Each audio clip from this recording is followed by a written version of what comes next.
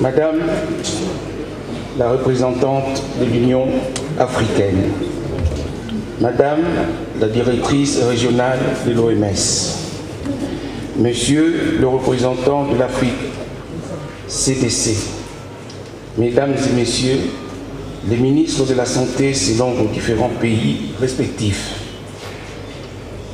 Monsieur le gouverneur de la province du Nord Kivu, Monsieur le représentant du secrétariat technique du comité multisectoriel de la riposte contre la maladie à virus Ebola, Mesdames et Messieurs des agences des Nations Unies et des organisations non gouvernementales, nationales et internationales,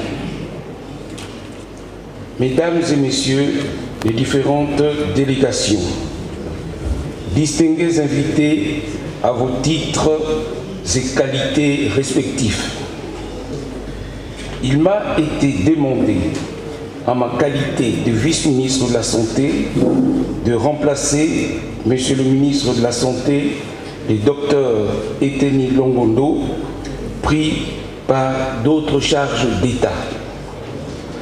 C'est ainsi que j'ai l'honneur et le vif plaisir de représenter le gouvernement de la République démocratique du Congo à cette importante réunion ministérielle de haut niveau sur l'épidémie de la maladie à virus Ebola qui sévit malheureusement dans notre pays, et ce, dans le cadre du renforcement de la collaboration transfrontalière entre la République démocratique du Congo et les 9 pays voisins. En effet, ceci aussi est un grand privilège pour moi, car cette réunion de haute portée ici à Goma s'inscrit dans la vision du chef de l'État, son Excellence Monsieur Félix Antoine Tshisekedi Tshilombo, qui place la santé parmi ses priorités dans le pilier social de l'action du gouvernement de la République démocratique du Congo. Mesdames et Messieurs, distingués invités, à vos titres et qualités respectifs. En effet, depuis le 1er août 2018, notre pays, la République démocratique du Congo, fait face à l'épidémie de la maladie à virus Ebola qui a commencé au Nord Kivu, s'est propagé d'abord en Ituri, puis au Sud Kivu, avec quelques cas exportés en Ouganda. Déclaré comme urgence de santé publique de portée internationale, depuis le 17 juillet 2019, d'importants efforts, tant sur le plan national qu'international, ont été faits, non seulement pour limiter l'épidémie dans les provinces affectées et réduire le risque d'exportation de la maladie aux pays voisins, mais aussi mettre fin à cette maladie en République démocratique du Congo. Cette terrible maladie qui a endeuillé plusieurs familles a atteint 3235 de nos compatriotes, dont 2130 sont décédés. Sur ce, Mesdames et Messieurs, je vous invite à observer 1 minute de silence en mémoire de nos compatriotes disparus.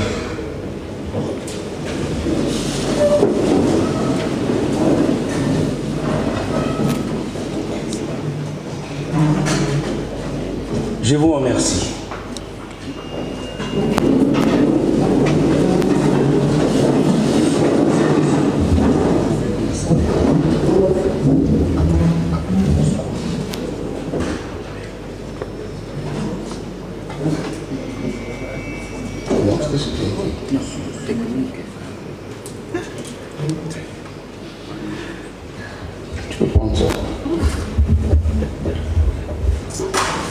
Mesdames et Messieurs, distingués invités, cependant, une note d'espoir est apparue. En effet, plus d'1 millier de nos compatriotes atteints par cette maladie ont pu la vaincre et sont devenus nos ambassadeurs qui sans cesse témoignent sur le fait que la maladie à virus Ebola n'est plus incurable. Cela grâce, entre autres, aux molécules que notre pays, la République démocratique du Congo, utilise pour la prise en charge des cas de maladie à virus Ebola. Nous pouvons affirmer aujourd'hui que l'épidémie de la maladie à virus Ebola en République démocratique du Congo est sous contrôle, comme le montrent plusieurs indicateurs. Cela est dû aux efforts conjugués de notre gouvernement et des partenaires, sans oublier l'engagement progressif de la population. Ici, je voudrais très sincèrement féliciter nos experts, nos médecins qui se sont mis, qui ont pris en charge d'une manière héroïque, voudrais-je dire, pour lutter contre cette maladie. Le gouvernement de la République démocratique du Congo, conscient du risque d'expansion de cette épidémie à travers le monde, a adopté un certain nombre de stratégies conformes au règlement sanitaire international adopté en 2005. Parmi ces stratégies, on peut noter 1. Le renforcement de la surveillance sanitaire transfrontalière. 2. Le partage d'informations. Et 3. Les actions communes de santé publique qui nécessitent l'implantation des mécanismes de coordination et de collaboration transfrontalière. Mesdames et messieurs, ainsi, nous référons à l'article 44 du règlement sanitaire international, comme je l'ai dit tout à l'heure, adopté en 2005, où il est clairement stipulé que les États partis s'engagent à collaborer entre eux dans la mesure du possible pour 1. Détecter et évaluer les événements et y faire face. 2. Assurer ou faciliter la coopération technique et l'apport d'un soutien logistique, en particulier pour l'acquisition, le renforcement et le maintien des capacités de santé. 3. Mobiliser des ressources financières pour faciliter l'application de leurs obligations. 4. Formuler des projets de loi et d'autres dispositions juridiques et administratives. Mesdames et messieurs, c'est ici une opportunité pour la République démocratique du Congo de formaliser le cadre de coordination et de collaboration bilatérale et multilatérale avec les différents pays voisins, mais aussi d'adopter les feuilles de route entre la République démocratique du Congo et les différents pays voisins, devant servir bien entendu de tableau de bord de la mise en œuvre des stratégies que nous venons d'évoquer. C'est en ces termes que nous pourrions ensemble contribuer à renforcer la sécurité sanitaire internationale.